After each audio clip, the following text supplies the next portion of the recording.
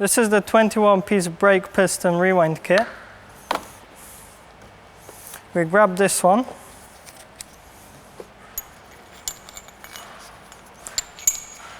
This allows us for the caliper to push the piston backwards.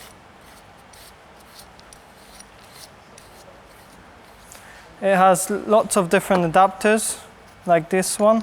You put it in here like that. Or you can use this adapter. It depends on the caliper, which adapter you use. So first we check if this adapter fits here. It fits it perfectly. So now put it in here like this.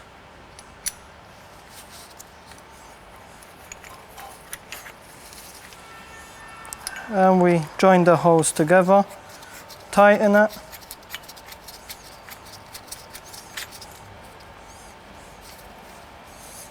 When it's all tight, now we start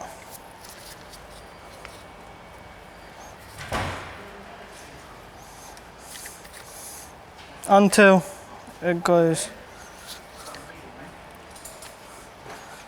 it stops like this. That means this is fully retracted.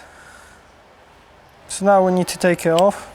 You just do unscrewing it here, like that, and it pulls out.